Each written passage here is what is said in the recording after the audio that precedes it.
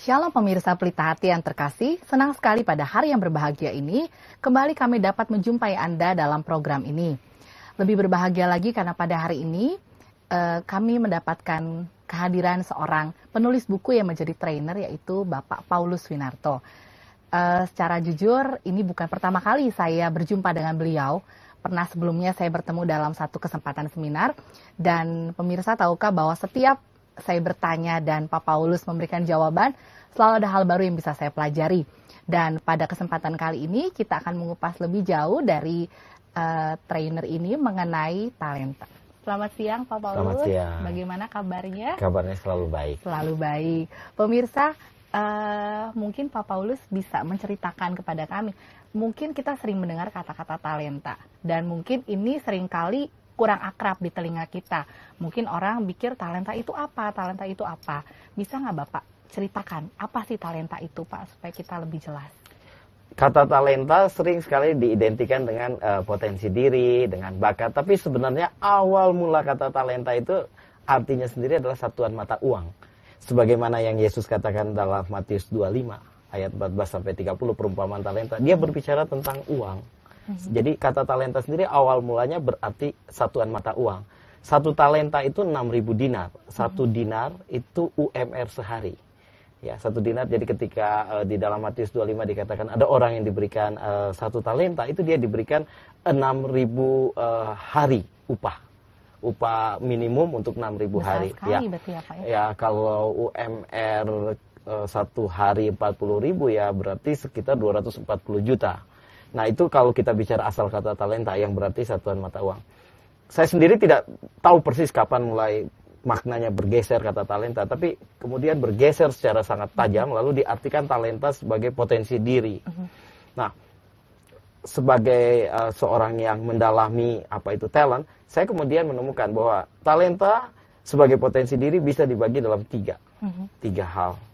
Yang pertama adalah bakat alam. Bakat alam adalah suatu potensi atau kemampuan yang memang kita bawa sejak lahir dan kadang-kadang kita tidak menyadari bahwa kita punya itu.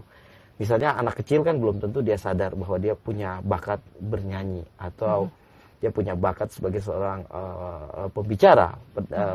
Tapi seiring perjalanan waktu dia melihat bahwa dia pede ketika bicara di depan begitu banyak orang. Nah itu pertama, bakat alam. Okay. Natural gift. Yang kedua ada namanya skill atau keterampilan. Nah skill ini agak berbeda dengan bakat alam karena skill ini lebih bisa didapatkan dari pelatihan-pelatihan. Ya, skill itu pada hakikatnya semua orang bisa kalau dia mau belajar. Seperti contoh skill yang sederhana, mengoperasikan komputer. Nah itu tidak perlu bakat, siapapun asal menekuni itu bisa. Atau bongkar pasang spare part mobil.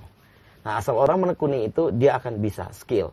Lalu selain natural gift, bakat alam, kemudian skill, ada salah satu juga yang sering dimasukkan ke dalam potensi diri yang namanya spiritual gift atau karunia rohani. Nah kalau karunia rohani ini kadang-kadang dia agak sedikit spiritual ya, karena kadang-kadang kita nggak menyadari bahwa kita punya itu. Misalnya ada orang punya spiritual gift, dia bisa melayani orang-orang yang punya penyakit menular, tapi seperti Mother Teresa di Kalkuta, dekat tapi dia tidak tertular. Atau ada orang yang punya spiritual gift, misalnya bisa berdoa lalu ada orang sembuh. Nah itu spiritual gift. Jadi secara umum talenta pada awalnya berarti satuan mata uang, tapi seiring perjalanan waktu kata itu mengalami pergeseran makna sehingga lebih diartikan potensi diri. Oke, tadi bicara tentang pede ya Pak ya.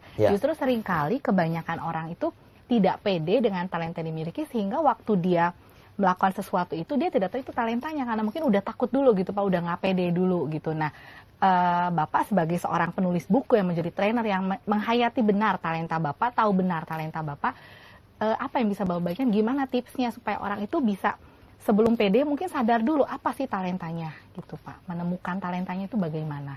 Nah, kalau bicara menemukan talenta, ini butuh proses. Karena saya pun menemukan di usia hampir 27 tahun. Setelah saya jalani, kurang lebih 1-2 tahun kemudian, saya baru sadar betul, ini hidup saya, ini talenta saya. Di dalam buku Maximizing Your Talent yang saya tulis, ini buku yang beberapa waktu lalu saya keluarkan, itu saya menyebut ada 5 cara menemukan talenta. Yang pertama adalah kuesioner. Ya, Okay. dengan mengikuti kuesioner. Ada banyak sekali kuesioner, tes kepribadian untuk tahu profesi yang cocok, tes kecerdasan majemuk yang dipopulerkan oleh Howard Gardner, Profesor Howard Gardner. Ada juga banyak tes-tes lainnya. Bahkan yang paling mutakhir akhir-akhir ini itu ada analisa sidik jari. Jadi melihat kecenderungan. Kalau sidik jarinya seperti ini, kecenderungannya seperti apa. Cuma yang perlu diingat, namanya tes kuesioner itu hanya alat bantu. Dan alat bantu memiliki keterbatasan. Ya, seperti gini, analisa sidik jari, ternyata talenta saya yang paling dominan itu adalah menggambar, menulis di bawah itu. Ya, pada waktu saya tes itu, saya sudah menghasilkan 15 buku. Nah, tetapi kenapa menulis lebih berkembang? Karena diasah. Jadi ada proses saya melatih diri, saya menjadi wartawan 4 tahun, itu mengasah. Sementara menggambar tidak saya asah, sehingga lambat laun dia menghilang. Ya. Nah, selain tes, itu pertama cara menemukan talenta. Yang kedua adalah dengan melakukan refleksi diri. Refleksi diri. Ya, artinya begini, kita sering mengatakan hidup kita itu penting, hidup kita itu berarti. Tapi berapa banyak sih orang di dunia ini yang mau mengambil waktu untuk bertanya pada dirinya sendiri, melihat ke dalam, sebenarnya apa sih tujuan hidup saya? Apa sih yang menjadi kekuatan saya? Hal-hal apa sih yang saya sukai? Atau misalnya kalau dirunut dari kecil sampai sekarang, cita-cita saya apa sih yang konsisten? Penghargaan-penghargaan yang saya peroleh apa? Dan juga yang mungkin penting adalah kalau saya sudah tidak ada di dunia ini, saya ingin dikenang sebagai apa? Nah, itu refleksi diri. Kita bisa menemukan talenta dengan melakukan refleksi diri. Yang kedua. Yang ketiga adalah dengan konfirmasi. Konfirmasi. Konfirmasi apa artinya? Kalau ada satu pekerjaan atau aktivitas yang kita lakukan terus-menerus dan itu mendapatkan komentar positif, ya, komentar positif. Misalnya, buku kamu bagus atau masakanmu enak, dan itu terjadi berkali-kali. Atau dengan kata lain, aktivitas itu membuat kita mendapat penghargaan atau pengakuan. Nah, bisa jadi itu talenta. Bisa jadi konfirmasi dari orang ya, positif, orang lain gitu yang ya, positif Pak, ya? komentar. Okay. Orang-orang yang mencintai kita atau tidak mengenal kita, ya. Tentu pasti ada orang yang tidak suka, itu wajar, wajar. Coba lihat sisi positifnya, lebih banyak orang yang memuji atau yang mengkritik. Ya, itu yang ketiga, konfirmasi. Yang keempat, ini juga bisa dilakukan, yang saya katakan dengan mengevaluasi hasil. Apa artinya? Kita mungkin pindah-pindah kerja, pindah-pindah kerja ke sana kemari, lalu kita membuat tabel pekerjaan, hasil pekerjaan, dan suasana hati. Jadi 3 itu ada: pekerjaan, hasil kerja, dan suasana hati. Apabila ketika kita melakukan pekerjaan itu hasilnya sangat baik dan suasana hati kita sangat menyenangkan, menyenangi pekerjaan itu, jadi hasilnya sangat baik dan hatinya sangat senang terhadap pekerjaan itu, bisa jadi itu talenta. Nah, itu cara keempat. Ya, jadi selain dengan kuesioner, kemudian refleksi diri, konfirmasi, evaluasi hasil, ada cara kelima. Nah, ini agak sedikit spiritual, yaitu dengan berdoa. Karena saya memiliki keyakinan bahwa manusia dilahirkan ke dunia ini itu ada tujuannya, dan yang paling tahu tentang tujuan itu adalah yang menciptakan. Nah, apa hubungan tujuan hidup dengan talenta? Talenta adalah sarana atau alat atau tools untuk menggenapi tujuan.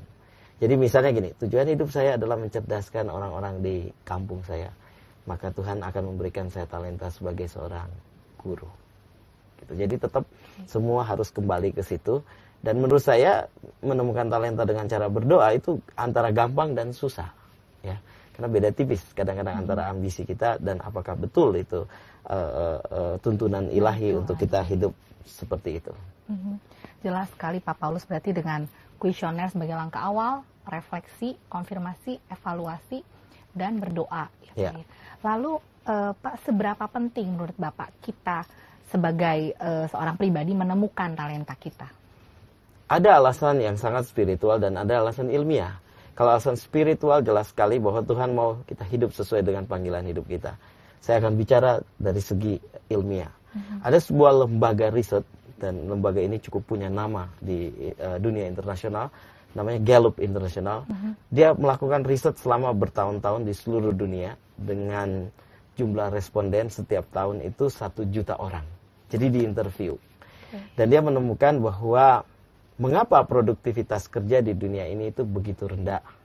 Dan jawabannya sangat mengejutkan. Karena di dunia ini, orang yang bekerja sesuai dengan talenta itu kurang dari 20%. Ya. Nah, kemudian alasan kedua ilmiah. John Maxwell pernah mengatakan bahwa dalam skala 0 sampai 10, ya, talenta itu hanya bisa naik 2 poin. Saya beri contoh. Saya suka bernyanyi. Saya suka sekali bernyanyi. Tapi kemampuan bernyanyi saya ada di angka 4. Nah, nggak peduli lah saya mau kursus di mana, dengan pelatih vokal siapa, dia hanya akan naik maksimal ke angka 6. Dan 6 itu adalah angka rata-rata. Ya.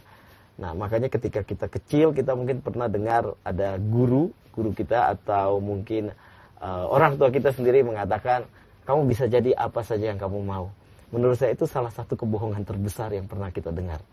Karena kita harus menentukan titik awal kita. Kalau misalnya saya menulis dan kemampuan itu ada di angka 6, saya asa dia bisa naik ke angka 8. Dan 6 itu angka yang 8 itu adalah angka yang unggul, ya, excellent. Bayangkan kalau saya memulai sesuatu dari angka 4, dia akan naik maksimal ke 6. 6 adalah angka rata-rata, dan di dunia ini tidak seorang pun mau bayar mahal untuk sesuatu yang namanya rata-rata. Mungkin hal-hal lain yang bisa saya ungkapkan kenapa kita perlu hidup, berkarya, bekerja sesuai dengan talenta adalah ada sebuah riset yang dilakukan oleh Thomas Stanley dan dituangkan dalam buku Millionaire Mind. Di situ dia meriset tentang 30 faktor sukses. Salah satu dari 30 itu adalah mencintai pekerjaan. Dan mencintai pekerjaan adalah salah satu ciri orang talenta. yang mengetahui talentanya. Ya. Ada sebenarnya ciri-ciri lain kalau suatu bidang pekerjaan itu memang betul-betul talenta kita, selain kita suka. Yang juga penting misalnya kita mau melakukan meskipun kita tidak dibayar.